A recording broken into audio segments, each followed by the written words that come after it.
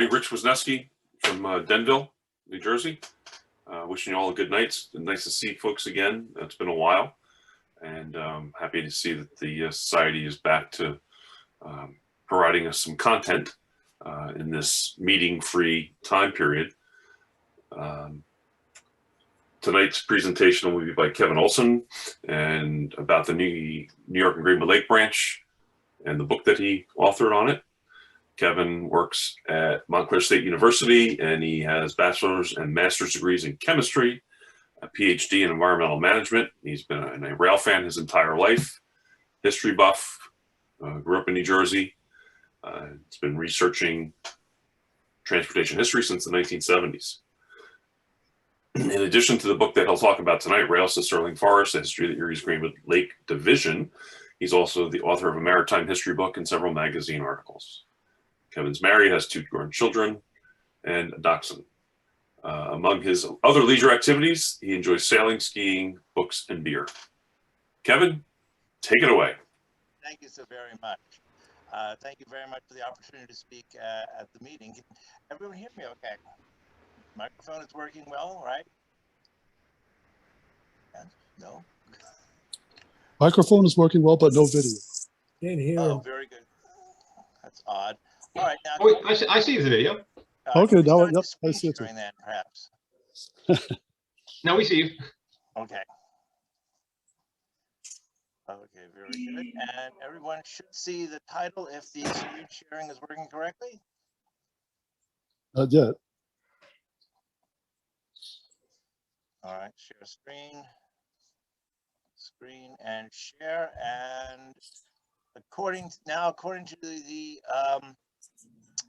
the little window on the top of the screen, you should all be able to see the title slide. Yes. The Montclair and Greenwood Lake Railroad. Yep. So Kevin, if I could just interrupt for 1 second, I'm out of practice since we haven't done this in a while. 2 quick housekeeping items. We'd like to ask everybody to stay on mute while Kevin's doing the presentation.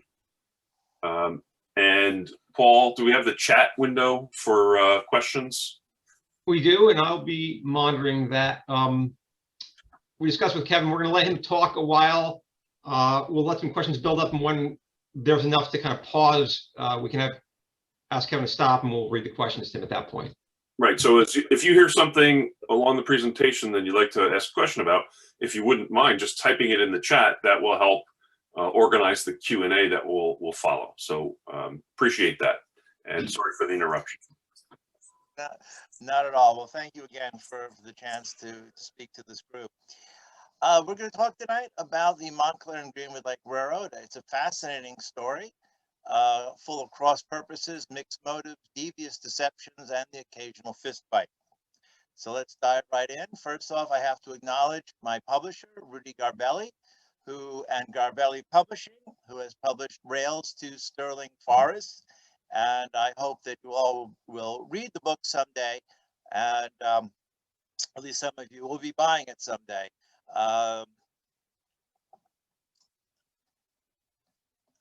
So I'll give a little plug here. Jay Held, I believe, has this in the Society bookstore, so you can be ordered from there. Excellent, thank you. So why is the Montclair and Greenwood Lake Railroad so particularly fascinating? It was a local line running from Jersey City, Bloomfield, Montclair, Wayne, Riverdale, Ringwood, and West Milford. But it served the iron mines in Ringwood. It was a vital part of the communities to which it was running. It was just over 50 miles long, but it had 2 suburban branch lines, 1 branch line to the Ringwood iron mines. It had steamboats on Greenwood Lake, a connection with a narrow gauge tramway, a number of different varieties of trains. It passed through different owners, survived bankruptcy sales, it survived severe floods. We almost lost this railroad thanks to when the Wanaku Reservoir was built.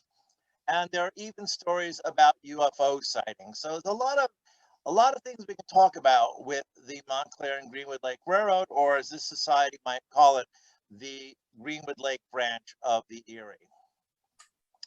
The story really begins with the construction of the Newark and Bloomfield Railroad in 1858 that was designed to link the town of Bloomfield to Newark, where passengers could transfer to other trains to get to New York City.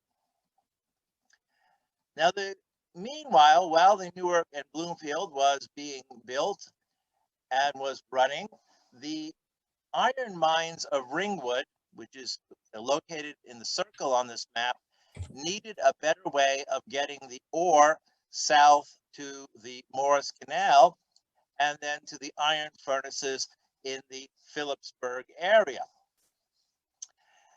The ironmaster Abram S. Hewitt, whose summer home is Ringwood Manor, and after whom Ringwood Manor State Park is named, was the ironmaster, was the owner of the iron mines. The Morris Canal had a feeder canal that ran from Wayne Township up to Pompton, but it was still considerably short of the mines and not really going to provide him with good transportation. So there was some demand for the construction of a railroad south from Ringwood.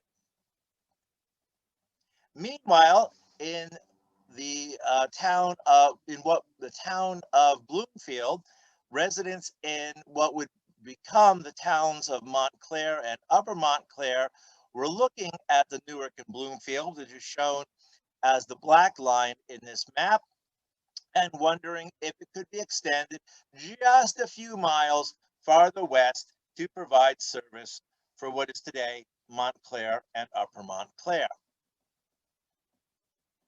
The Newark and Bloomfield, however, was not a particularly prosperous railroad. Its entire passenger business, consisting of one coach and one locomotive, earned the handsome sum of $300 in its first 6 months of operation. And here you see a photograph from the Montclair Public Library showing the train shed in Bloomfield that was the western terminal of the Newark and Bloomfield Railroad.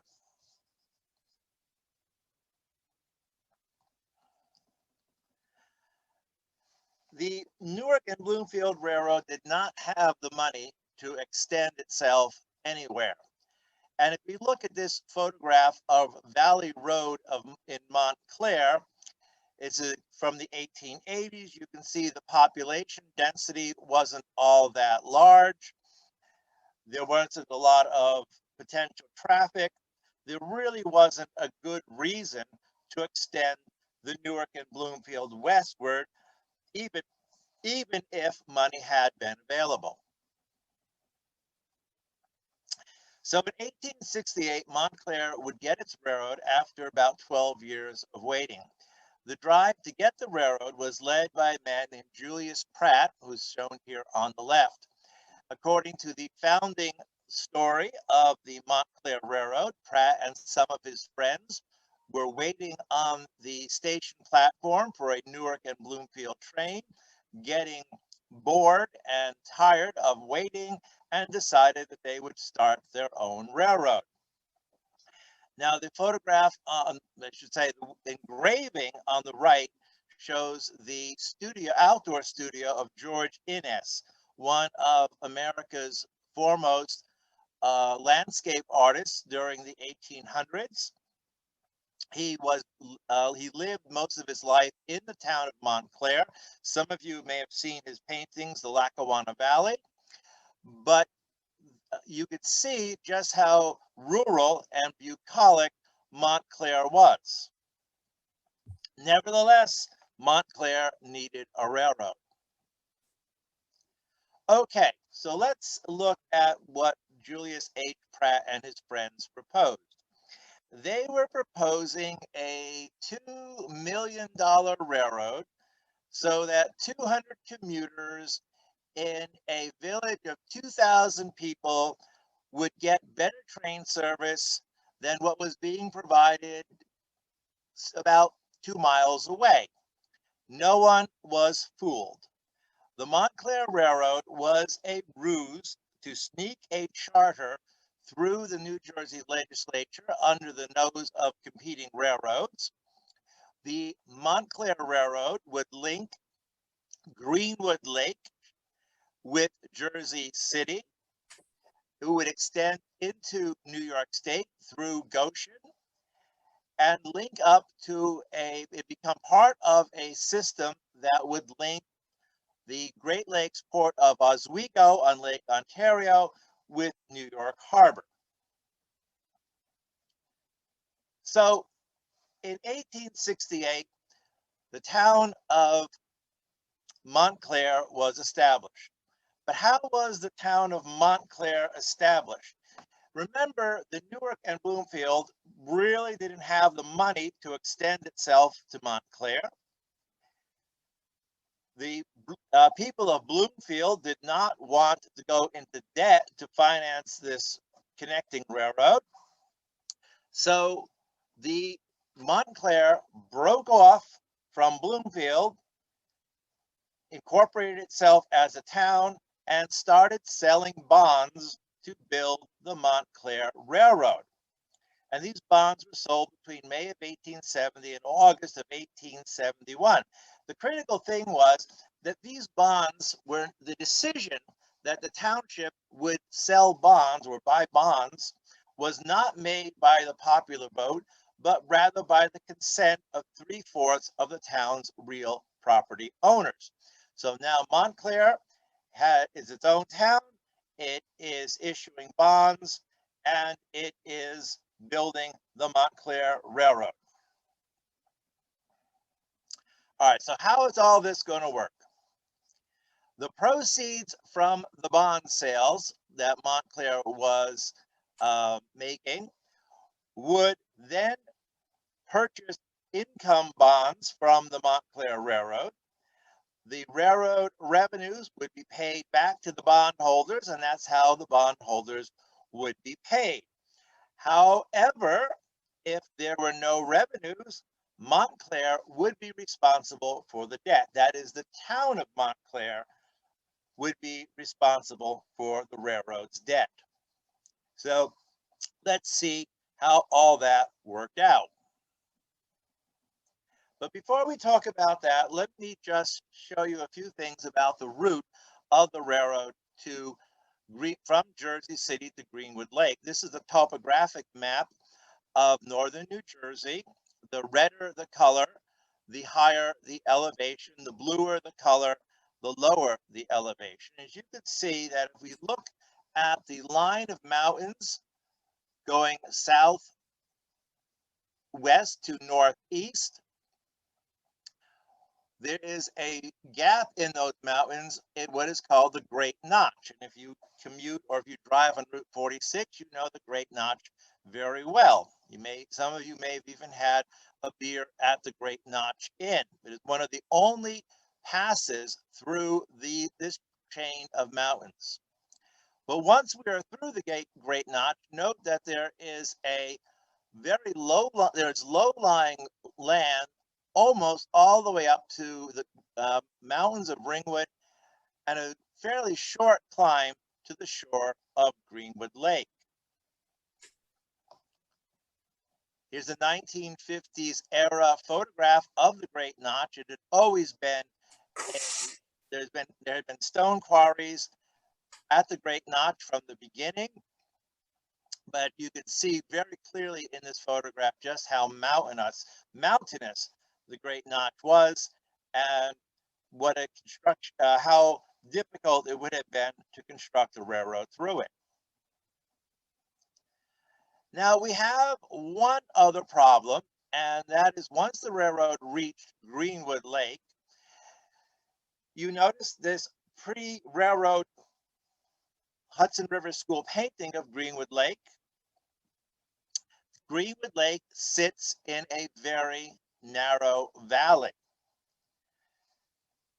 Now, once the railroad made it into this valley, how is it going to get out of the valley? It has either got to climb back out through an expensive and long grade, or it's got to construct an even more expensive tunnel. Now, incidentally, I just want to go as an aside, this painting was by the Hudson River School artist Jasper Cropsey. He first painted Greenwood Lake in the 1840s and would return to it throughout his career. And you can see this painting at the Newark Museum. Anyway, so where are we? What are we doing now? Now, meanwhile, while the railroad was struggling to get to the Great Notch and up to Greenwood Lake, the New Jersey Midland Railroad was building westward, and the two railroads crossed at Palmetto Junction.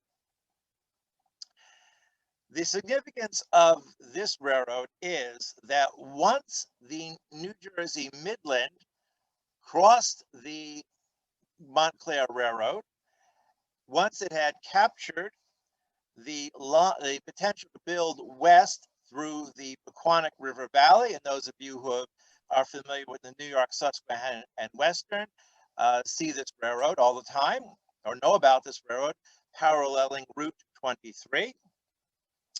Once this railroad provided a link in the line to reach Oswego, New York, the need for the Montclair Railroad evaporated. It was so. The link to Oswego, New York was being provided by another railroad, and we have to come up with some kind of plan B.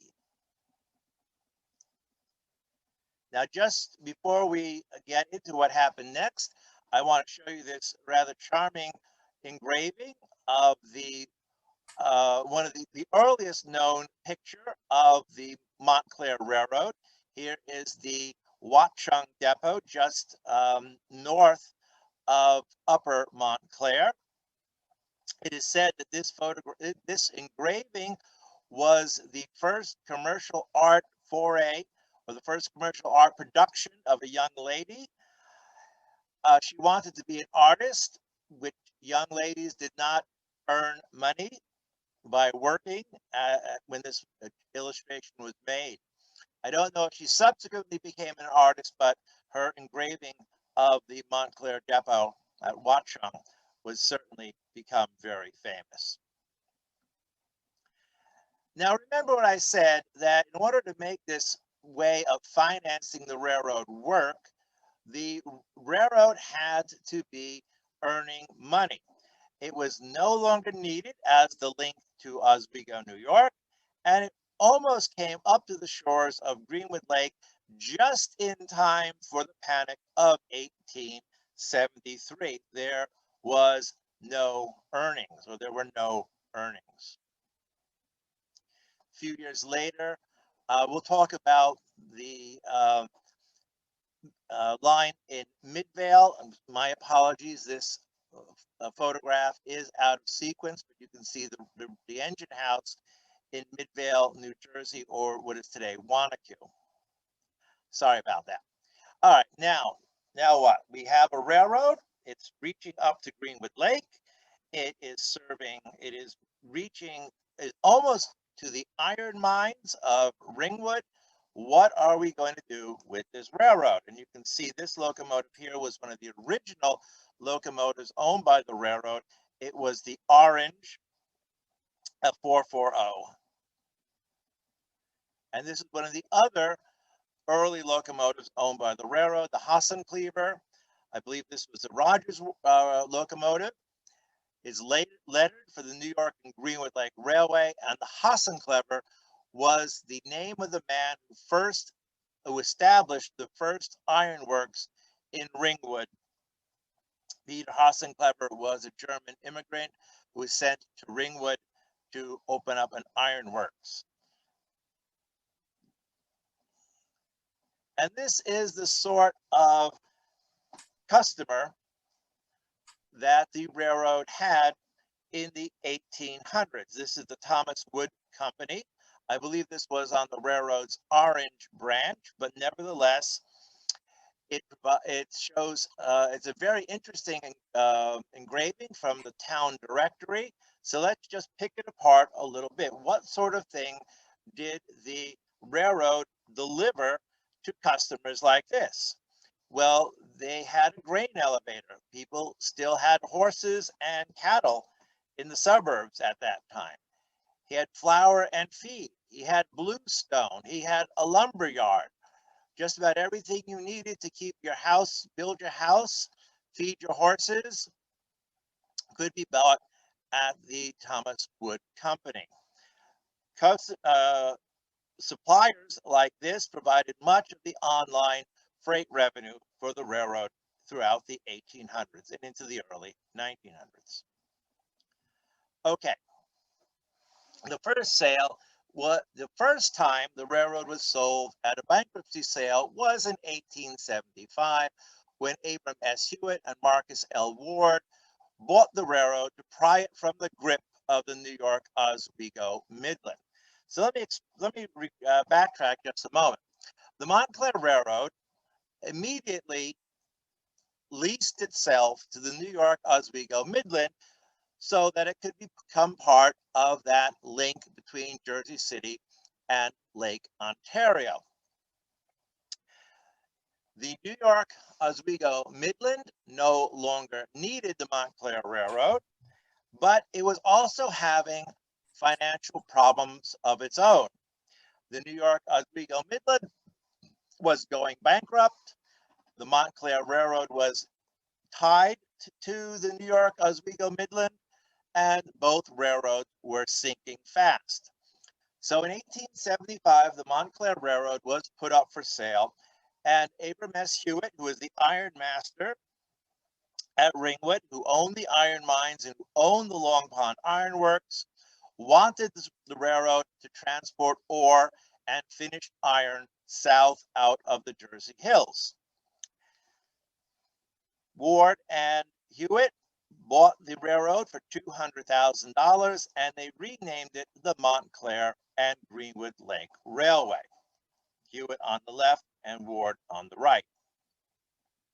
Okay, now what are we going to do with this railroad? Would it be just a simple local line that hauled iron south and tourists to Greenwood Lake, or could we do something else with it? Now, one proposal that came up was to use the railroad to link Albany, New York, with Jersey City.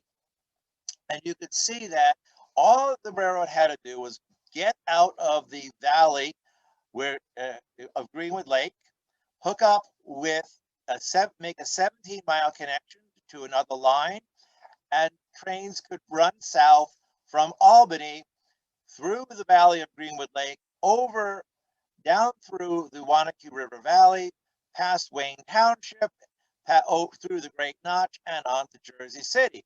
It wasn't a bad idea, as it would provide another route between Albany and the Hudson waterfront. But you also note that the Erie Railroad is shown as the orange line on this map, and although it should technically be a little bit farther north, you could see that the new railroad, the one that was running to Albany, would have to cross the Erie and potentially could be a competitor for the Erie. So the railroad continued to suffer financial hardships. There continued to be a very poor revenue. The rolling stock was in bad condition. The traffic was extremely light. The railroad still hadn't recovered from the panic of 1873. And there were bondholders, although Hewitt and Ward had nominal control over this railroad, there were still bondholders who had a stake in the railroad, so they didn't quite own the railroad completely. They controlled it. They bought enough of the railroad's assets, but there was still a lot of other people who had a ownership stake. So in 1878, the railroad was going to be sold at a second bankruptcy sale. The bondholders had gotten together and they created a purchasing committee, and Abram S. Hewitt was on the purchasing committee. They were going to buy the railroad and operate it. But just before the bankruptcy sale, Abram S. Hewitt sold some, not all, but some of his share to the Erie Railroad. Now, what did this mean? It meant that whatever happened next, the Erie Railroad was going to control the Montclair and Greenwood Lake. The Erie did not want a potential competitor crossing its tracks, siphoning off traffic, and providing a shorter route to Jersey City. So they were very happy to buy Hewitt's share of the railroad, and essentially for all practical purposes, the Montclair and Greenwood Lake Railroad was now the Greenwood Lake branch of the Erie Railroad. Incidentally, the painting you see in this slide was another painting by the American Hudson River School artist George Innis, who lived in Montclair, and this is called A Shortcut to Watchung Station. It was a very famous painting in the 1800s and won a medal at the Paris Universal Exposition. So now the Erie Railroad had a controlling interest in the Montclair and Greenwood Lake Railroad. And in 1898, Abram S. Hewitt was getting rather elderly. The iron prices were falling. He no longer needed a railroad to bring iron from the mines of Ringwood and the furnace at Long Pond south. So he sold his remaining interest to the Erie Railroad. So we can really date the Erie Railroad's Greenwood Lake branch or Greenwood Lake Division, if we wanted to be pretentious, to 1898. All right, so that's how the railroad was founded and how it came to into being, how it came to become part of the Erie. So this might be a good point to pause and take a few questions. Now, I'm not seeing the chat right now, so I'll need some help there. Okay, we have two things in the chat box. First thing is an observation from Rich Wisniewski. Going back to when you were talking about Julius Pratt, he notes that perhaps just an interesting coincidence, but Julius Pratt, one of the early names in the idea of Montclair Railway discussion, is mentioned in Tabor's DLW 19th Century book. He was a passenger on the Newark and Bloomfield train that was wrecked in 1866. Yes, despite being in that wreck, he still wanted to be a railroad promoter. I'm sorry, go ahead. You were going to say, Kevin? Yes. You earlier you mentioned something about Greenwood Lake Valley, get out of the valley, climb out, and then connect with another railroad to go all the way up to Albany. That's what correct. other railroad do you think they were going to connect with? That is not clear. I believe what the railroad that it eventually became the O&W. It's not entirely. I have not really traced the genealogy of the railroad that was going to form the link between Greenwood Lake and Lake Ontario. So that's if I had more time or a longer book, that's perhaps something I would have done. I mean, maybe the Oswego Midland, I believe, is the name of the railroad, but that company had disappeared into some of the other railroads in that part of New York. I believe it was the New York Oswego Midland. Okay, and we have two other questions that are sort of related. From Rich Wisniewski, I take it that Watchung Station is not today's Watchung Avenue Station. Any idea where exactly it was based on today's network? Yes, Watchung, of course, is the name of that part of Montclair. There is, of course, a Watchung Avenue Station. It is named for that town. I have not actually learned if that station is in Montclair, if it is in the Watchung Avenue, or if it's near Montclair. So that's again something else to track down. The other question from Logan Geigner asks, I was wondering almost the same I was wondering about the Watchung station as well. Is it today's Little Falls station by any chance? No, I don't think it was Little Falls. It would have been somewhere in Upper Montclair. Okay, a question from Charles Bouchon. So the Erie ends up controlling the New York and Greenwood Lake and the New Jersey Midland? Maybe we have a Susquehanna expert. I believe, yes, they did control the New Jersey Midland. Again, that was, I haven't quite followed the genealogy of how the Midland became part of the Erie, but yes, you're quite correct. Well, I saw that the year 1898, that's the same year the Erie took control of the Susquehanna. Okay, so maybe. So they were on a roll, I guess. They were shopping. And that's the last question in the chat right now. Okay, very good. So thank you. Okay, so let's fold this down and continue. And here you see the Montclair and Greenwood Lake, or it's the blue line, west of Jersey City, through Bloomfield, Montclair, Upper Montclair, Montclair Heights, Great Notch, and north to Greenwood Lake. There's the two branch lines are also shown on this map.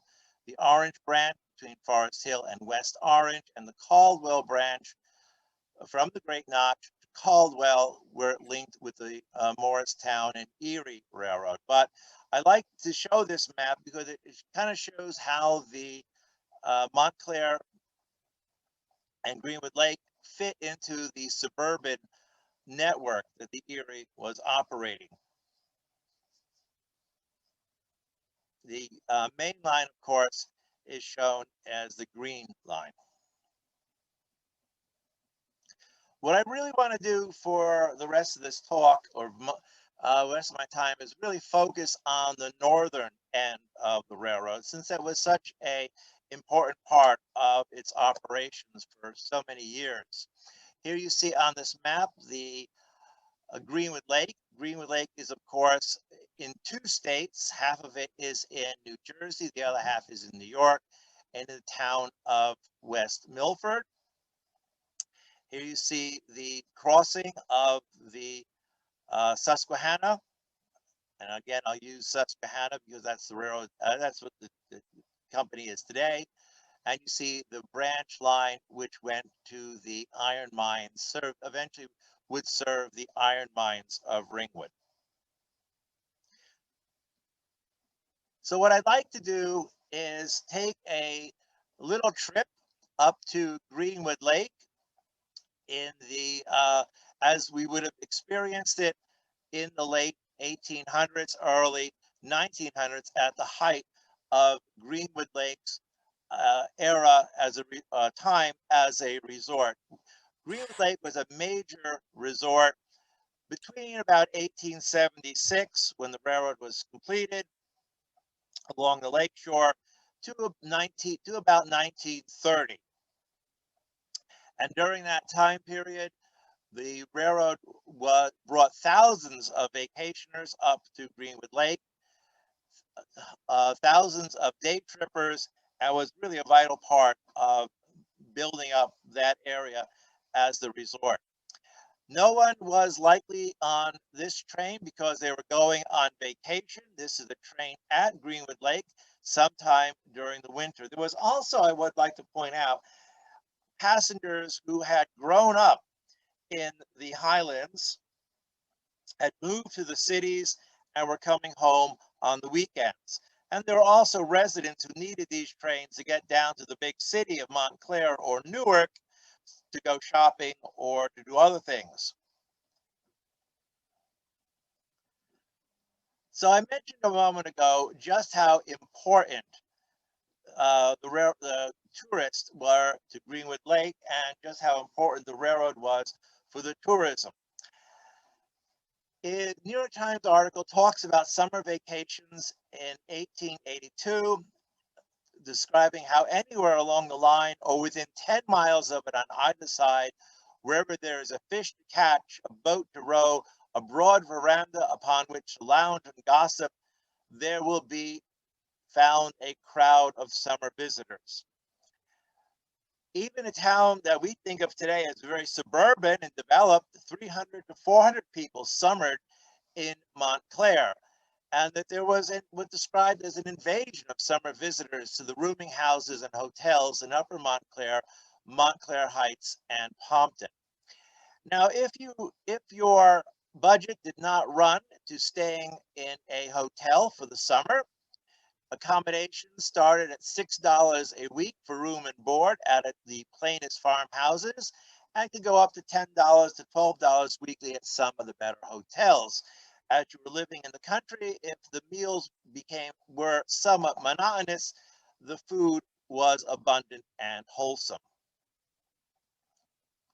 So now let's take a trip up to Greenwood Lake from Montclair around 1900. This is a photograph of the Erie entering Montclair, taken in 1908. This photograph was part of a set commissioned by a civic improvement organization who were pointing out that a person arriving in town along the Erie was not greeted by a particularly attractive sight. But you can see here how we have a lumberyard being served by the Greenwood Lake branch. And this was the Montclair station operated by the Erie. By the 1930s, this station had become so faded that a group of citizens volunteered to come up and spend a Saturday painting it. And they even brought along a band that was going to serenade the citizens as they painted the station, because they were so tired of looking at the fading and peeling paint. The Erie management expressed gratitude that the people of the community were taking such an interest, but politely declined the offer and said they prefer to do the painting themselves. Here we see a train in Upper Montclair, Montclair Heights. This is a rather famous photograph as it appeared in the Eerie Railroad magazine and has been reproduced in a number of other books since then. This train, I believe, is either in Upper Montclair or Montclair Heights, which is the location of Montclair State University. And if you were going to summer in Montclair, you might choose to summer at the Crestmont Hotel. You can see this is not some little boarding house, but a rather substantial hotel that could accommodate a large number of people. Oops. Okay. I said earlier that the Great Notch had always been the site of stone quarries, and this is the Micit Plant, which is used to make paving stones, operating at the Great Notch. This photograph of this engraving is from the late 1800s. You can then cross the Passaic River at Singak. Many of us know this location as the location of Willowbrook Mall. But you can see that even this close to the city of Patterson, the Passaic River had houseboats on it. And you could rent a rowboat and enjoy a day rowing on the Passaic River near Singak, or what is today Little Falls, Wayne Township. Want to go off topic for just a moment and remind you that in Little Falls near Singak, there was a large amusement park between 1925 and 1935. The amusement park and the Singak generally was served by a trolley line. And the last trolley running from Patterson to Singak was in 1938.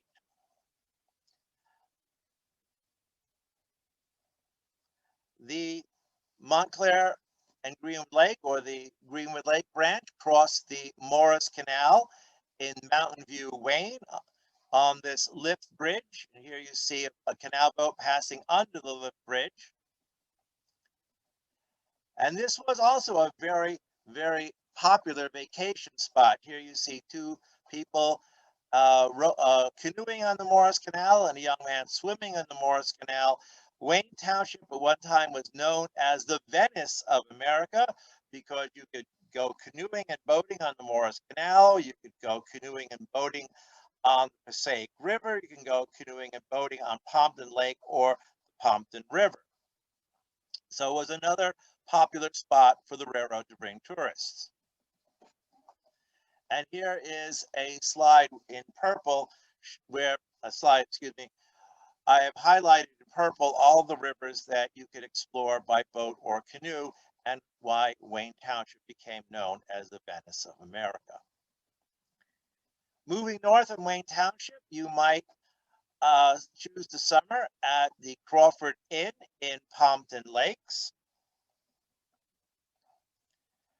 And here is a crossing of the Midland Railroad and the Montclair and Greenwood Lake. That's the Middletown train on the Midland Railroad pulling into Pompton Junction. You see there was a small station that served both railroads. There was an interchange track, and a number of travelers used this junction to get south, to get to the east or west after coming south from Greenwood Lake. So we talked about, this is another painting by George Innis showing the Pompton Junction, gives you an idea of what the area looked like, again, around the turn of the century. So we have this newspaper article about vacations. Vacationers in the low end combination had rooms as small as 6 by 9 feet, coarse food that was badly served, and a general lack of cleanliness. The reporter from the New York Times noted that conditions in the city must be very, very bad if this is where a person would want to spend their vacation. But there's this wonderful quote about taking in summer boarders. Said one man, "It pays very well. We take in 12 people who pay from $7 to $10 a week. They're mostly ladies with their children. We raise our own vegetables and poultry and buy meat in town and thus clear a good sum by the end of the season. It is pretty hard work, and my wife is such a careful housekeeper that she is played out by the end of summer. She will have everything just so, and if the servants don't do what she pleases, she just up and knocks them stiff." Moving north here is the small station at Haskell. Of course, Haskell became the site of an ammunition manufacturing plant during the First World War. The station was expanded, but here we have, again, around the turn of the century. And now I'd like to call your attention to Wanaku Midvale, which was the, many of you know, as the northern terminal of the railroad for many years. Now, this hauling tourists north to Greenwood Lake, hauling passengers north to Greenwood Lake and south again, obviously, required a lot of trains. Question naturally arises, well, how did the railroad manage? Did they always manage to run those trains safely? Now, the worst wreck in the history of the Greenwood Lake Division happened on Sunday, July 10th, 1904 at around 10 a.m. There was a German-American fraternal organization taking their first annual outing to the Greenwood Lake Casino. The excursion train had 13 cars and was pulled by 2 locomotives. Now, on this little cartoon map, you can see the layout of the station. The train is shown running towards the left of the screen, and the locomotives are stopped at the water tower. The station building is shown here, and there was a signal right next to the station building. Now, the Montclair and Greenwood Lake, the Greenwood Lake Division, operated with manual block signals. Please keep that in mind. Operating the manual block signals was the responsibility of the station agent. So what had happened is that this special train had stopped at the water tower, and some of the cars were still at the Wanaku or Midvale station. They hadn't completely cleared the station platform. Behind this special excursion train was the regularly scheduled Sunday train, the Dollar Excursion train. The Dollar Excursion train had nine cars, 2 locomotives, and 300 passengers. Now, the special from the had sent the flagman back about 230 feet, so he would have been farther back than the station platform. Now, note that the aspect of the signal was still green. So what we think happened is the engineer on the Dollar Excursion train was looking at the signal, seeing the aspect was clear and wasn't slowing down. The flagman, thinking that the special was pulling out of the station, had already turned around to start walking back. Fortunately, he did manage to signal to the engineer of the Dollar Excursion train that there was that the track ahead was blocked. Now, the locomotives involved were these compound Camelbacks. This is number 345. I believe one of the actual locomotives involved. This was not one of the locomotives involved, but this was the type of engine that were being used on the Greenwood Lake Division at that time. Fortunately, the Dollar Excursion train was slowing down, but the last car of the excursion train was telescoped. The second to last car was damaged. 16 people were killed in the wreck, mostly in the last car, with another 60 that were injured. Because the Dollar Excursion was moving slowly, some passengers were able to jump out of the window, or they were able to crowd into the front of the car, which was at least partially undamaged. There was there is an account of a man lying on the ground with his legs pinned under the wreckage, not certain if he still had his legs attached. The people of Wanaku Midvale rushed out of their homes, gathered up sheets and other cloth, and improvised bandages, and began treating the wounded. A relief train with medical personnel and several priests arrived about an hour later. And here you see one of the wrecked passenger cars. This wreck made national news, and these photographs were actually reproduced in a newspaper in Tacoma, Washington. But moving off from that wreck site, though, the next stop would have been, one of the next stops, I should say, would have been Monk's Station. If you know the Monksville Reservoir, this is what the reservoir was named after. There was a sawmill, a very small iron mining operation, and a flag stop station. If you drive over the Monksville Reservoir on the road over the dam, you're driving directly over the site of Monk's Station. This is a sketch map of Ringwood in 1948. You can see some houses along the Wanaku River. The the Patterson House, which was a inn. Beach Road is now the access to the boat launch. There were a barn there. These 4 houses on to the left of the screen were tourist cabins, and the Montclair and Greenwood Lake Railroad would have been running on the other side of the Wanaku River from these tourist cabins. So you can see just how many places there were along this railroad to buy a ticket and spend a vacation or even spend a day. The Hewitt station was the station closest to the Long Pond Iron Works, and it is the last station before the line starts climbing up towards Greenwood Lake. There's a wonderful story here from the Brooklyn Daily Eagle describing the Hewitt station in July of 1887.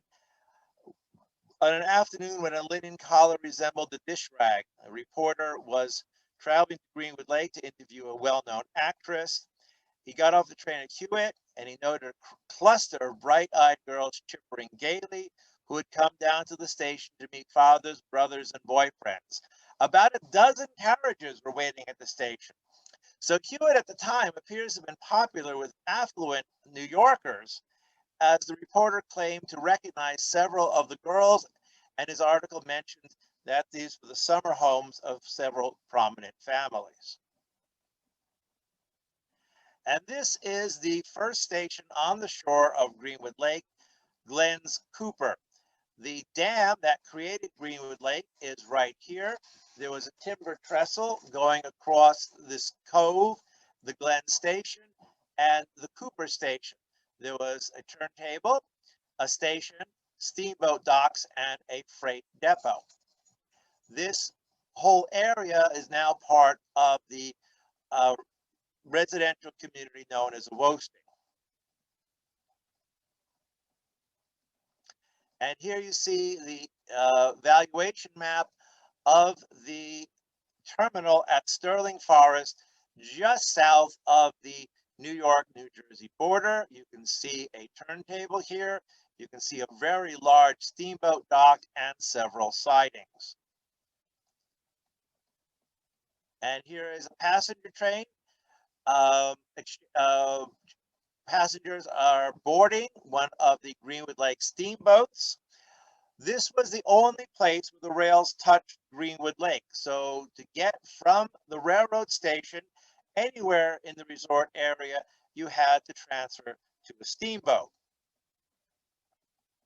And here's another photograph, New York at Greenwood Lake, Sterling Forest Station, the freight train at Sterling Forest. But here you see the station looking from the north.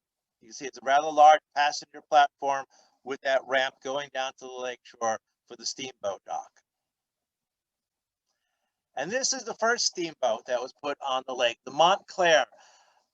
This steamboat had a capacity of about 250 passengers, took people to their lakeside hotels, or just took people for a ride around the lake.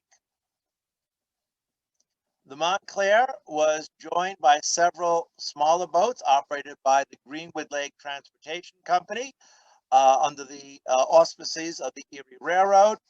These smaller boats, such as the Milford here, they were the Anita, Milford, Orange, and Arlington. They were cheaper to operate than the Montclair, and you could see them operating during the off-season. Of course, Greenwood Lake would freeze and people could reach the railroad station driving over the lake or taking a sleigh. And here you see one of the smallest steamboats, the Anita, at the pier at the Sterling Forest Station. You can also see a number of canoes and rowboats. But by 1930, all of the boats had been removed from service, and there are no known remains of any of them. The railroad, of course, operated several steamboats, but several of the larger hotels would have a launch that would take you from the Sterling Forest Station directly to the hotel. Now, if your interest ran toward fishing, a guide could be hired for $2, and boat rentals range from about 50 cents to $1. And here, speaking of boats, here is a boating party from Montclair in 1888. So, and this is the Glens Casino. This is of course, when we say casino, we're using the Italian word for house. It's not a gambling location. A casino was a place for day trippers. You can come up to the casino, you could use the beach, there would be dancing, there would be a restaurant, there might be pool tables or bowling alleys. It was a place to spend the day. This was, of course, where the German Americans were going in 1904. And here is a photograph from 1899 of the casino at Greenwood Lake. At Glens, you can see, if you look very closely at this photograph, you can see the line of the railroad running just in front of the lake shore, and the casino and the facilities for the tourists over behind the railroad on the east shore of the lake. A very popular swimming beach in the north end of the lake near Chapel Island. Again, fairly large hotels that were all served by the railroad during the resort era. And just to give you an idea just how important this tourist business was for the railroad, you see the two railroad facilities marked as the blue squares, the Glens/Cooper station, where the railroad meets the lake, and Sterling Forest, which was the northernmost point on the line, and the purple triangles are all of the hotels that were lining the lake shore and the village of Greenwood Lake, New York. So just how big was the tourist business? What were people doing to attract tourists? I had some lists of the hotels from 1888. The Fuller House wanted to be popular with hunters, so you could bring your dog for no extra charge. The Lakeside House boasted their steamboat connection with the railroad, and the Lakeside Hotel promised half price for the children. And of course, the people began taking vacations farther afield. The automobile changed everything, and we would, starting around 1930, we see a transition from Greenwood Lake as a resort to Greenwood Lake as a suburb. And the first major development in that transition was Olsen on the east shore of Greenwood Lake. Olsen was developed as a residential community by the iron company. They no longer had a furnace. The iron furnace had been closed down. Iron ore prices were dropping. They no longer had the extensive mining operations. They had a lot of land, and they needed to do something with their money. So they began developing residential properties. Here's one of the early houses out of Olsen. The community had a clubhouse where you could have dinners and dances and social events. Incidentally, the railroad was no longer serving Olsen. By the time this community was developed, the railroad was no longer in operation, and anyone commuting from Olsen had to use a bus. One last thing to mention is during the winter, there was extensive ice harvesting operations on Greenwood Lake. There were several ice houses on the shore of the lake. You can see that on this 1918 ICC valuation map. Here is the ice house. You see several freight sidings and the hoists to bring the ice from the lake up into the ice house. This was a substantial part of the freight traffic around the turn of the century before the widespread use of refrigeration. It was also a very good way to keep people employed during the winter when farm work was not available. Now, anyone who knows anything about this car, please let me know. This photograph was taken just after the railroad closed. What appears to have been happening is that someone bought a private car, or what looks like a private car, or had the railroad was torn up around it, and it ended up on the shore of Greenwood Lake as perhaps as someone's summer home. So if anyone has any ideas about this or knows something about this, please let me know. Haven't been able to figure this one out. Now, some of you may have visited the Weiss Ecology Center, which was founded in 1920, actually by an organization called the Nature Friends, who established a 42-acre camp and called it Camp Midvale. They were mostly outdoor enthusiasts. In 1974, it became the Weiss Ecology Center, where many of you probably have taken a field trip when you were in school. Now, this is the main bunkhouse dormitory at Camp Midvale, and you could take a train to Midvale and then a shuttle bus up to the camp. In later years, you could take the train to Midvale, and someone at the camp could give you a ride in their car. Now, one interesting thing about the tourist business on the Greenwood Lake Division is that one thing it never did was promote itself with ski trains. Here we have a bunch of people at Camp Midvale. It was one of the first places in New Jersey to ski, but special ski trains never operated on the branch. And all attempts to extend the tourist season by developing ice skating and tobogganing at Greenwood Lake did not work out. And of course, what eventually killed the passenger trains to Greenwood Lake was the coming of the automobile and then the bus lines.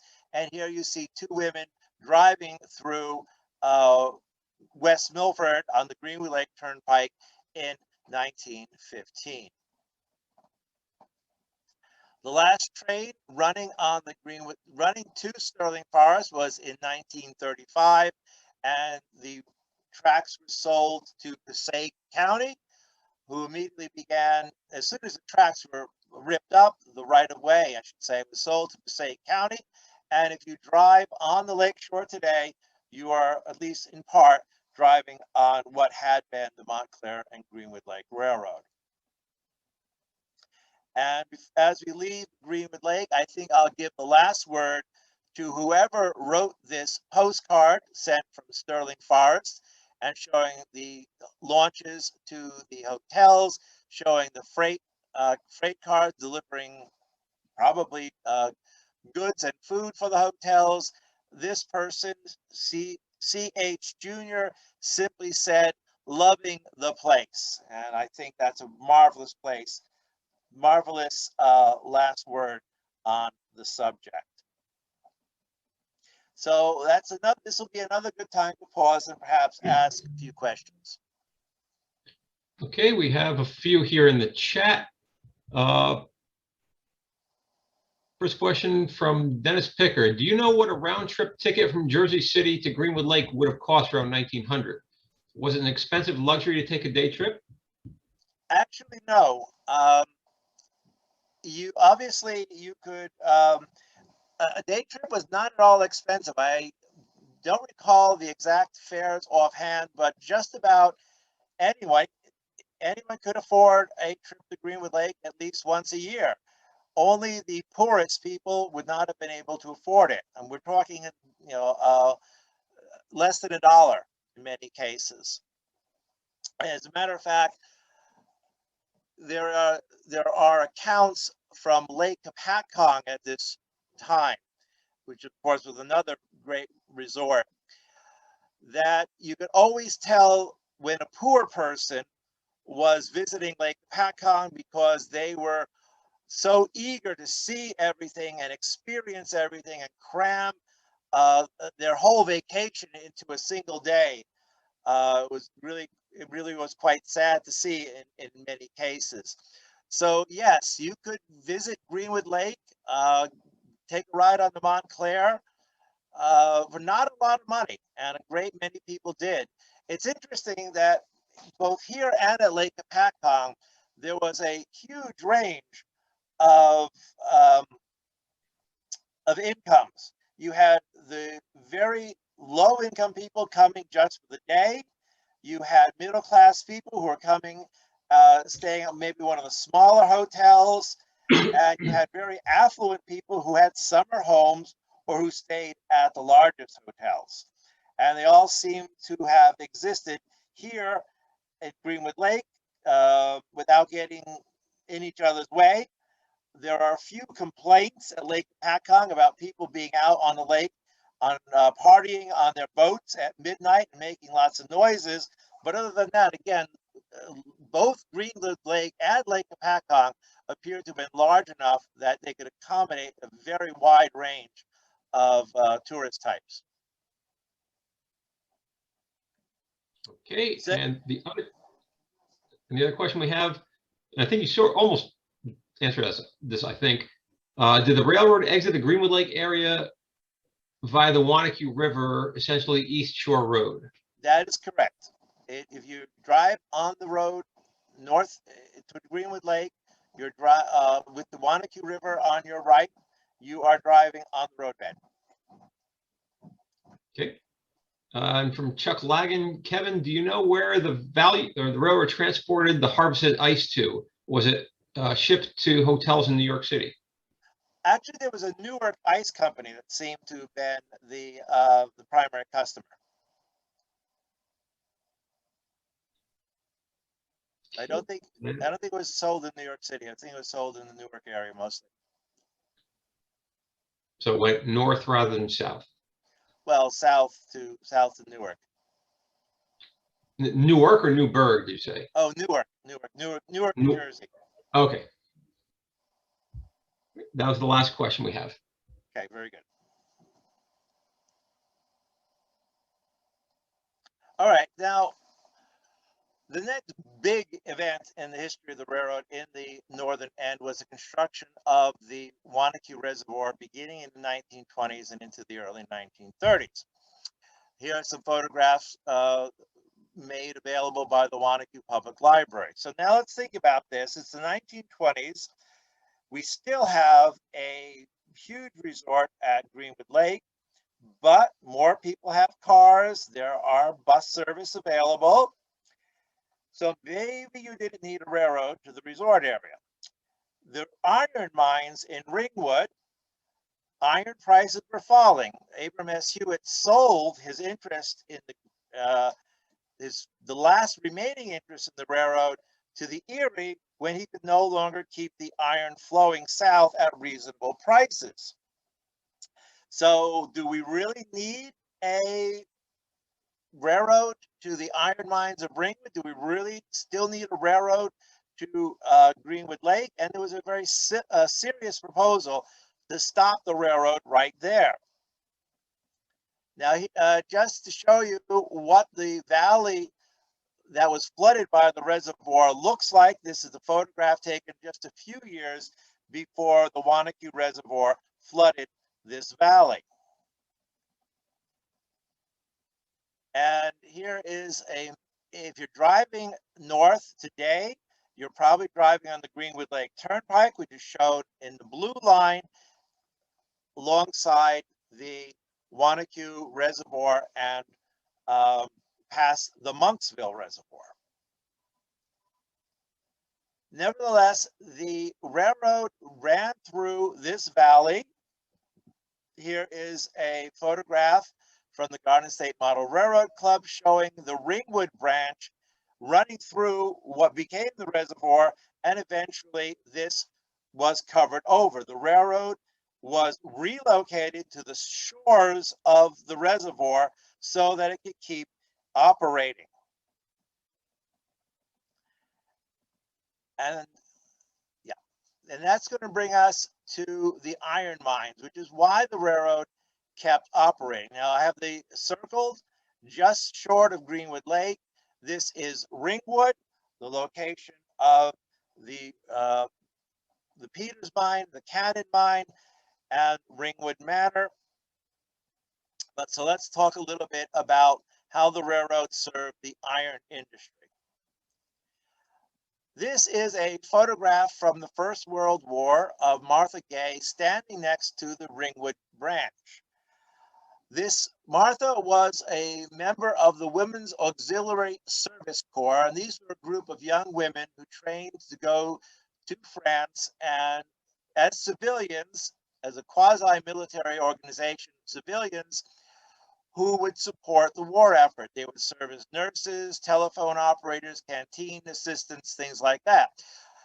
Anyway, as fascinating as that is, look at what's behind her. You can see the Ringwood branch is very well ballasted. The tracks look in very good condition. The Flagstop station is in good condition. This was still a very prosperous railroad in the 19-teens. And here is the railroad actually entering the area where the iron mines were located. The iron mines superintendent's house, I believe, is located on the right in this photograph. The original railroad that served the iron mines was the 3.5-foot gauge dinky line, serving the mines up in the hills.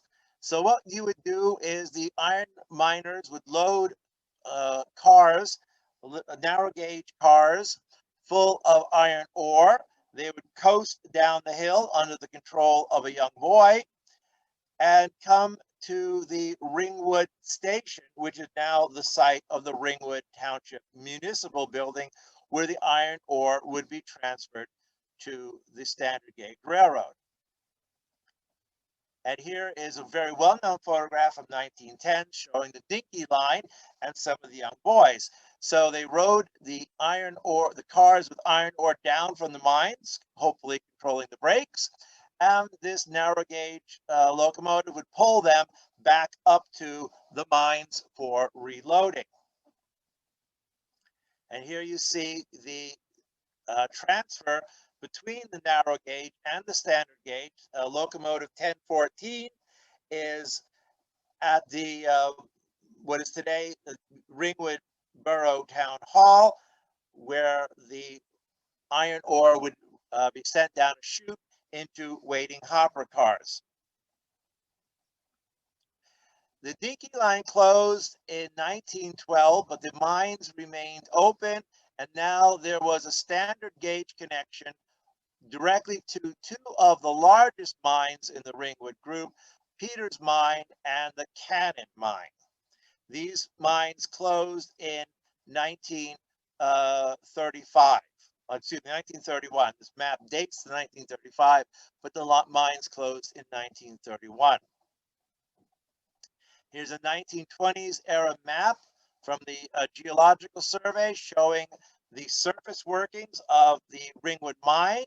You see the standard gauge railroad coming up from the bottom of the screen. There are the surface workings, the support buildings, and I'll have another map in a moment. But just to give you I'm going to show you a little bit about the Peters mine. This was the one of the larger of the two mines and the last to operate. It had actually reached a depth of 800 feet. And this is a diagram showing the workings. You can get a sense of the scale. Here's the hoist house at the top of the mine. And up here along the top of the hill are some of the older mines, and these would have been the ones served by the narrow gauge dinky line. You get and here's again an enlargement of the actual Peters mine. And ore was continuing to be shipped out of this area right up until the 1950s. Oops. And again, this is a map showing the Peters mine. Here is the train Erie coming in. Again, from the left side of the screen, there are a lot of surface support buildings, hoist houses, and things like that. There was a coal trestle and a power plant. The mine hoist went down through this open pit into the underground workings. There was a substantial yard where the ore was being loaded, and the powerhouse actually produced compressed air, and the compressed air was run south to the other mine in the region as to power things like rock drills and other equipment. Rather extensive rail operations serving the mine through right up until about 1930. And this is the other Ringwood mine that was served by the railroad. This was the Cannon mine. Again, you can see just how substantial these mines were, and just how you can appreciate just how much freight traffic they were able to produce. Now, in 1942, the Defense Department purchased the Peters mine in Ringwood to provide for the war effort. Some of the concrete structures that they built at the site are still there today. They also moved 2 70-ton U.S. Navy General Electric diesels to Ringwood to help shunt cars at the mine. Although they spent about $4 million, they never actually needed the mine for the war effort. Again, about as late as 1953, there was still a lot of ore. An occasional car was shipped south. And Pittsburgh Pacific bought the mine in 1958, but kept the pumps running. Never actually used the mines, and they were closed for good in 1961. And the moving of the 2 U.S. Navy diesels from the mine down to Wanaku was the last movement on the Greenwood Lake branch prior to it being closed. All right. So this is another good place to stop and pause for some questions. If anyone would like to bring up anything or have any question to ask. Kevin, Rich Wisniewski here. Paul had to drop off. So I had a question just a few minutes ago.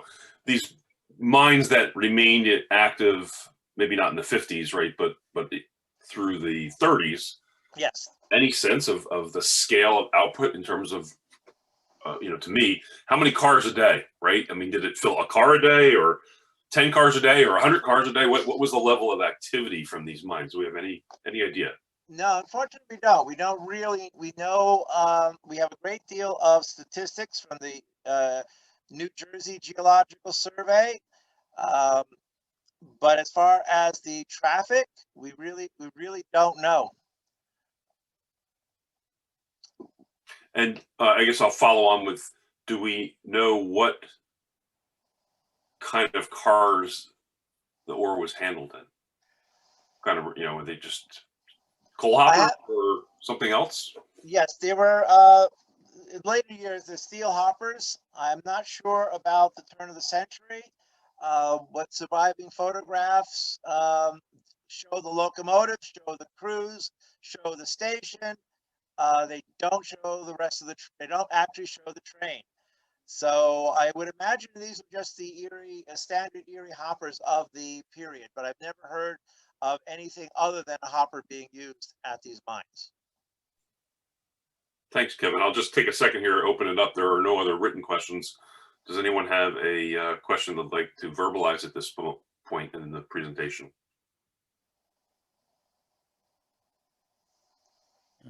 When was the last passenger train, the regular Erie service on that line going there through Ringwood and along the reservoir?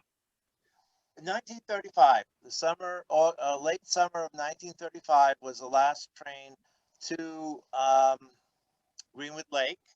The last train to Ringwood was around 1936, 1937. There was a mail contract, and one of the Erie's gas electrics continued to serve the run to the Ringwood station where there was a post office. We're talking maybe 4 passengers on a good day. The mail contract kept the Ringwood branch open, but the service, even though service to the mines had ceased. I believe it was only It's the strange, yeah. The odd thing I remember, I was born in 1947. Now I had to be at least 5 years old. And I remember riding in my family's car. We'd gone on I guess a weekend ride or something. And we're going along that road that you go, that flattens out after you come down off where the dam is. It's a pretty flat road. And right on the side, there's the tracks between right next to the road, parallel to the road, and then the reservoir. And for a while, and I remember an RS3 and a couple of Stillwells going along there, seeing it when I was a child from the family car. And I don't understand how where that came from. Yeah. They were probably serving, again, that was serving the post office. Maybe it was a special move or something. I don't know. Yeah, usually it was just one RDC. So that's kind of strange. One gas electric. I don't think I don't think they used the trailer car. I don't know wonder if it's a fan trip. It might have been because it was an RS2 or RS3 and a 2 or 3 Stillwells. I remember it distinctly. Bizarre. Well, not bizarre, but that is so unusual. Really unusual. Kevin, yeah. This is Amo Alerco. Where did the ore go that was mined? Where was the smelter located? Well, we do know in the early in the 19-teens, it was shipped to Oxford Furnace in Oxford and to the Wharton Iron Company that had a furnace in Highbridge. There was some mention of shipments to Netcong, New Jersey, but we don't know who was the consignee. Jim Costabas, who provided with, who I could not have written the book without, remember that some of the iron in the later years was sent to a company that manufactured pipe. But most of it was smelted right here in this region. Thank you. You're welcome.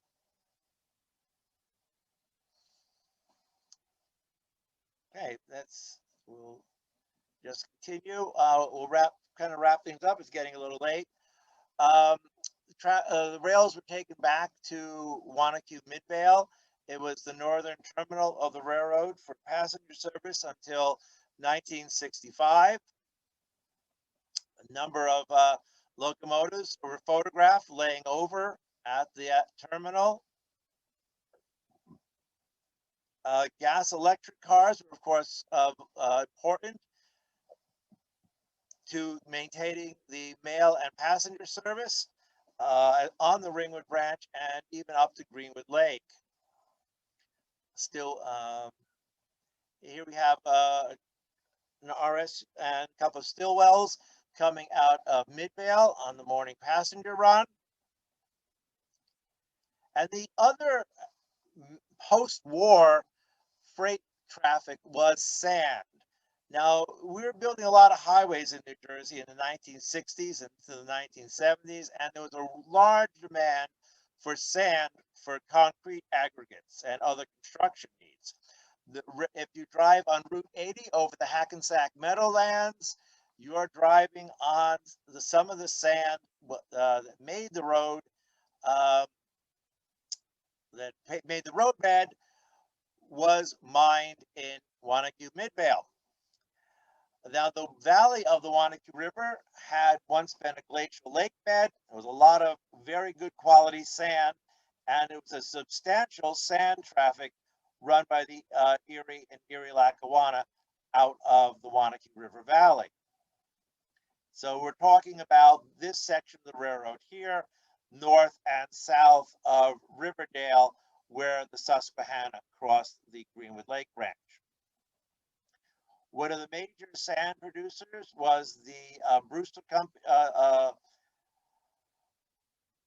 was located in Wanaku. The name of the company eludes me right now, but it was the Brewster Sand Pits. Here you see some hopper cars being loaded with sand. And again, Jim Costabas shows the sand train being switched out of the quarry. The quarrying company had their own locomotives to assemble the trains, but then the Erie hauled them south.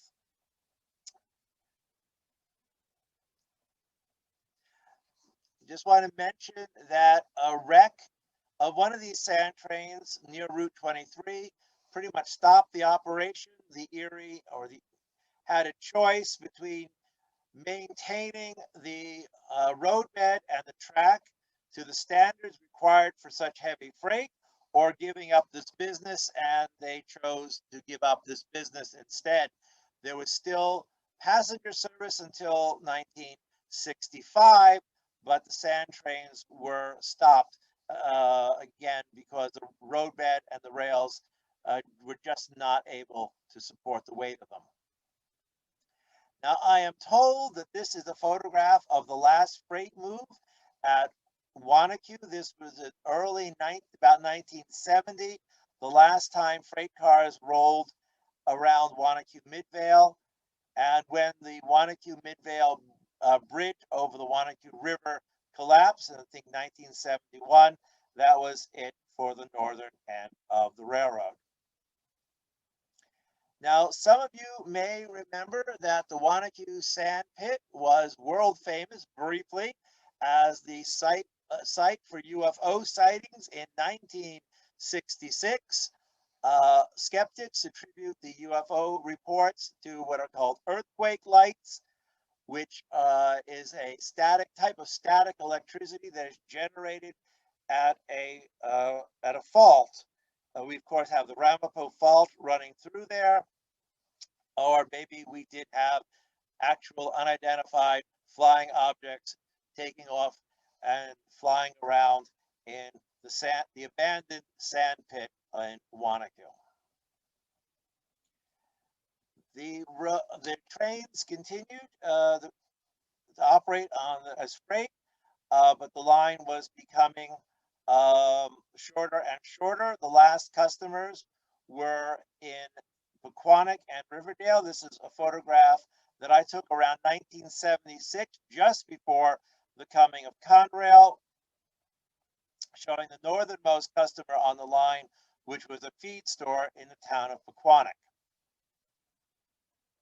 And eventually the railroad was cut back all the way to Mountain View. And this became a stop on New Jersey Transit. And it's still a very active station, but there are no active tracks north of Wayne Township today. All right, so just to wrap up, remember me, the last really big event, or the most recent big event on the Montclair and Greenwood Lake Railroad, was the construction of the Montclair connection in 2002. So let's look at the situation when Conrail took over the operations of the Erie-Lackawanna commuter. Here you have the original, in dark black, you have the original Newark and Bloomfield that served downtown Montclair. And here in the dotted line, you had the Montclair and Greenwood Lake. Remember, the Newark and Bloomfield did not want to expand, and the Montclair and Greenwood Lake would never connected to the Newark and Bloomfield, which became part of the Morris and Essex, which became part of the Lackawanna. At one time, the Lackawanna Railroad had a very substantial terminal in the town of Montclair. Here in this 1906 map, you see a turntable, the lumberyard, the station, and several trolley lines running nearby. During the time the railroad was electrified, this was their terminal. This, of course, this 1913 photograph predates electrification, but it was a very busy suburban terminal. However, the Lackawanna line to Montclair was one of the least used New Jersey Transit suburban lines. So in 2002, there was a short length of connecting track where the main line of what had been the Montclair and Greenwood Lake connected to what had been the Newark and Bloomfield, and the eastern end of the Montclair and Greenwood Lake became a minor freight line operated by Norfolk Southern. North of Mountain View, Morris County is working to create a rail trail between Mountain View and Riverdale. It is going to run past the Pompton Plain Station, which is the official museum of the town of Pequannock. You see the map on the left. Parts of the trail are available. You can use. As I said earlier, Mountain View Wayne is still a very active station. It is one of the original stations from the Montclair and Greenwood Lake, from the original Montclair Railroad. The Morris Canal would have crossed the line just in front of this train. I have a list of some of the important dates here. And if any of you are interested in visiting Greenwood Lake, and I strongly recommend it, it's a marvelous place to go. You could rent one of the tiki barges for a cruise around the lake, or you could rent a double-decker houseboat complete with slide. It's all part of the Greenwood Lake experience. And the Greenwood Lake, the businesses around Greenwood Lake have really done a lot to make the lake accessible to visitors.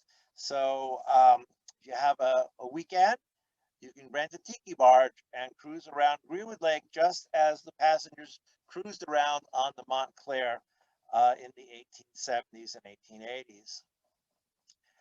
All right, a quick plug. My next book, which is going to be written with Rudy Garbelli and Bill McKelvey, is about the Erie Railroad's Orange Branch.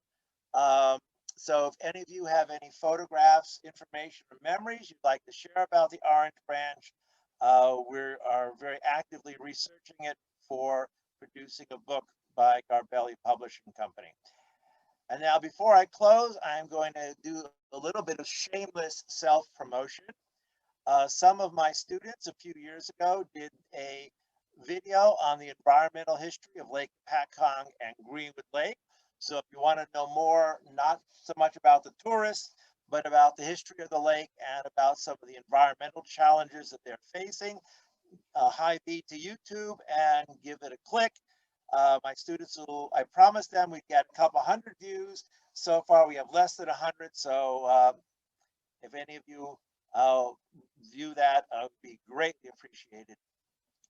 And thank you all very much. This is a marvelous chance to share what I've been learning about this railroad over the years. Thank you again. Shall I stop the screen share? Thank you, Kevin. Really enjoyed that.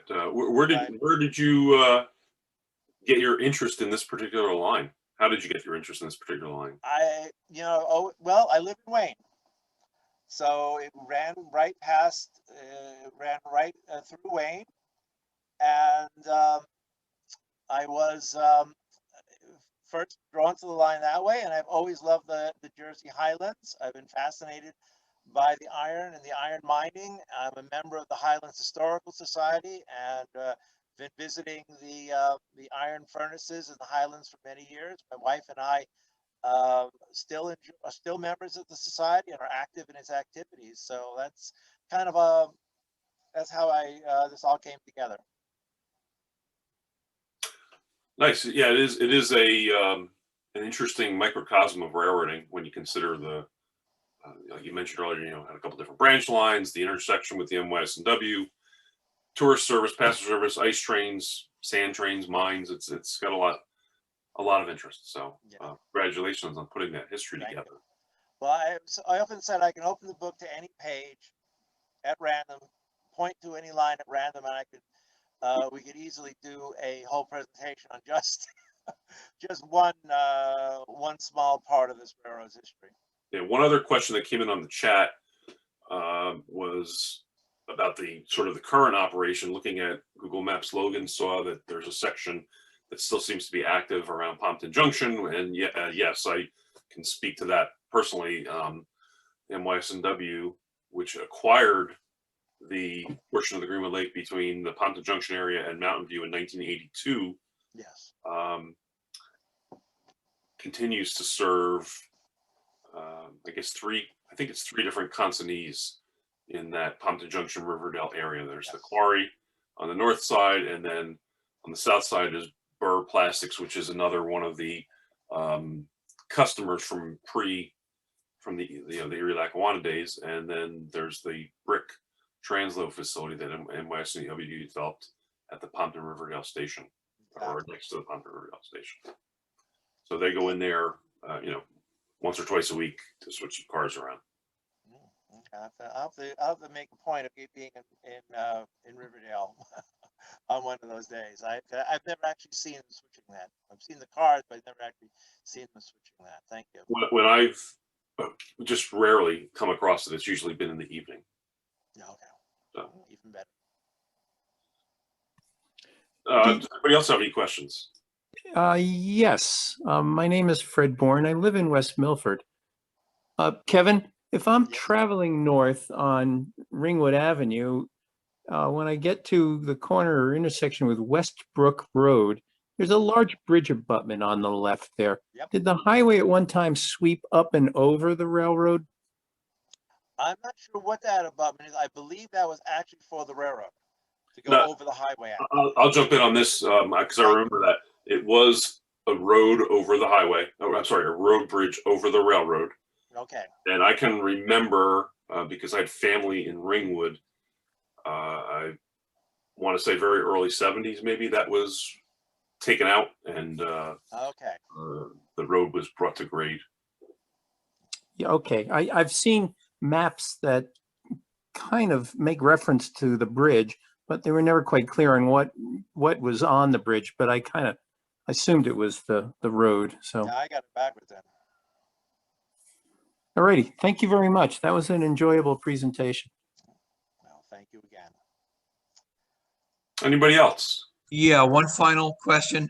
Earlier on in your talk, you talked about the New York and Greenwood Lake trying to connect to Albany. Yeah. Could that have been with the West Shore Railroad, since that would have run right up the Hudson? I don't think so. I think this, I've never seen any mention of the West Shore as part of that plan. I think it was the people who were promoting it were affiliated with the Delaware and Hudson. Okay.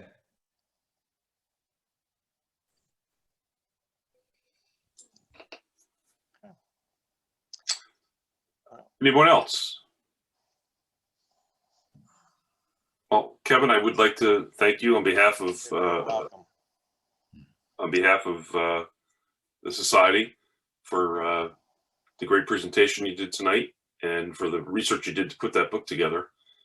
It's really great to see the bits and pieces that get pulled together to get turned into a history book, because it's a lot of work, and we all know bits and pieces, but getting that book helps us then put it in chronological and geographic order, and that's really helpful for understanding what's out there.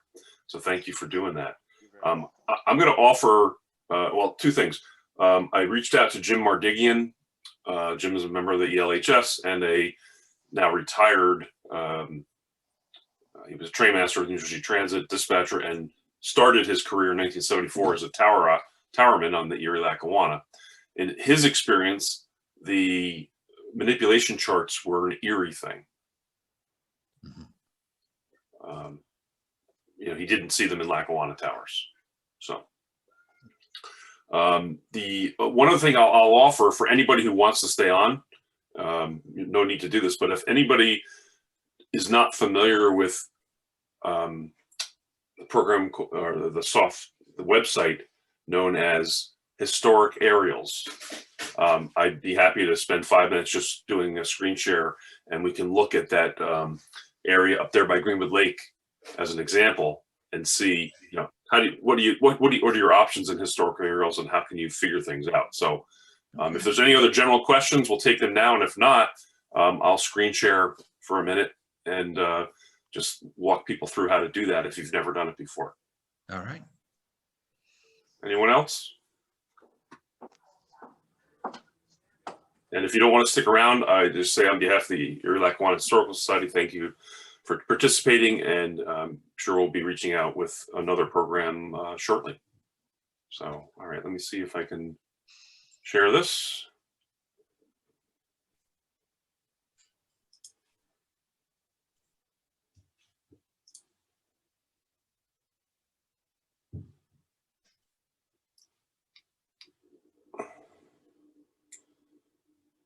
Okay, are you seeing something? Yes. Okay. Mhm. Trying to make it as large as possible. I know it's going to be hard to see. So historic aerials, this is free to look at, but if you want to buy an image, there's a fee to do that. And to keep you from stealing your images, they put their name all over the images, as you can see. But the website address is very simple. It's just historic aerials, all one word, historicaerials.com. And I use this all the time for doing research. They acquire historic aerial photo collections from wherever they can get them. In New Jersey, there's a statewide flight that was done in 1931, and that's the oldest that they have in New Jersey. The resolution is poor. You can't see a lot of detail, but you can see where branches were and things that were gone a long time ago. And since the Greenwood Lake section of the railroad was gone a long time ago, you can actually kind of pick things out here. So are you able to see my hand? Mm-hmm. Okay, good. So this is in the Kevin, if you're still on, I think this is the Owastig section of the lake. We're south of the state border, and the rail line is this sort of line in the trees here. I'll zoom in as much as I can. This is the railroad bridge across this little cove. And now you can see the curve here coming around. It's the railroad. And what I've done is I'm doing a comparison. On the right panel here is a 2012 aerial photo where it's been mostly registered to see, to line up, these two things line up. And what you can do is just drag this bar across. So you see this little curve here. That's the old right-of-way right there. Right there. And I think it was, zoom out now. The tracks went up the valley here along the river. Now the tracks are gone, and this is a road right on that same embankment, same right of way. Rich, this is very good. Can you select any old town and state to get that, or are Go there for just it. a certain amount of them in there? Throw me out. Throw out of town. Where do you want to go? Well, let's just say Wayne, just to say anything. Wayne, New All right, Jersey. so I'm typing Wayne, New Jersey up in this bar here. Yeah. Okay, hit enter. It defaults to a modern map. So where do you want to go? Down by Mountain View? Yeah. Yeah. And to see they're crossing Erie and Lackawanna. Yeah. Right there. Okay, so here's the Lackawanna Booton branch coming across. This is the Greenwood Lake line here. Mhm. Today, of course, this would be the NJ Transit Montclair Booton line doing this. And this is the Totowa Spur, which is now operated by the Dover and Delaware River Railroad. Right. Lesser, whatever the term is, from Norfolk Southern. Okay, so we'll do a compare so we can keep track of things. And on this side, we'll do the old aerial, 1931. And on this side, I'll put that 2012 aerial back up. No, maybe not. There we go. So start out with the whole old aerial photo.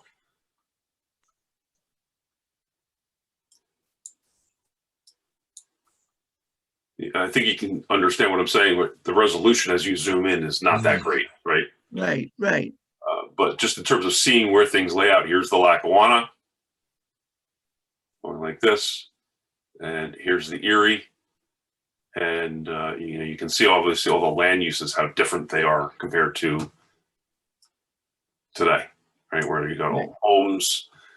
This is all pretty much floodland now. This area in here. Back then, it looks like it was farmland. Yeah. And while we're on that subject, we were talking before about the Morris Canal going right through there. So does that show up on the 1931 map, aerial? See if we can find it.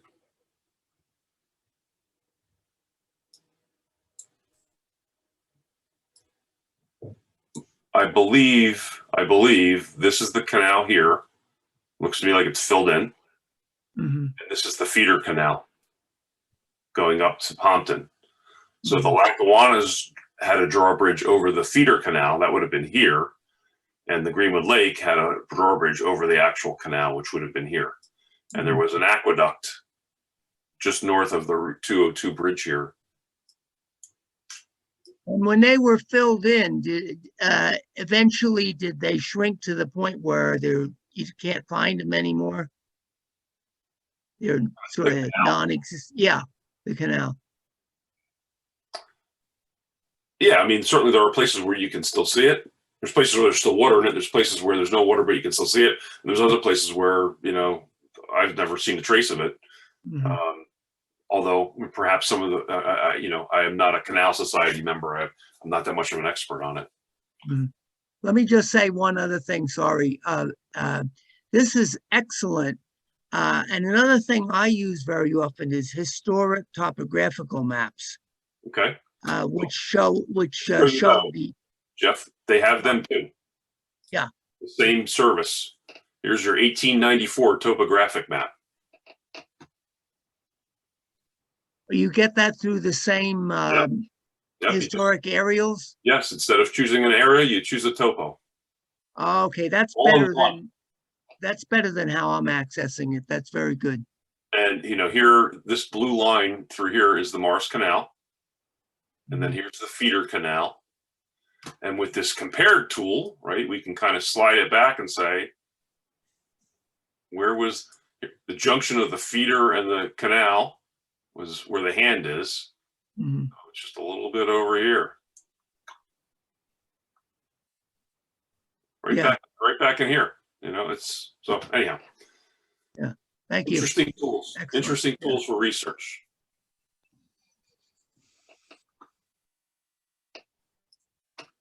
Okay. I thank you all for sticking with us, and Very good. Thank you for showing us that. Thank you. Yeah. you're welcome. Yeah, it's and the fact that it's free makes it even better. Right? Price is right. Yeah, exactly. So, okay. Well, I'm going to wish you all a good night, and nice talking with you. Thank you very Thank you. much. All right. Thanks for doing this. Yes. Take care, everybody. Take care.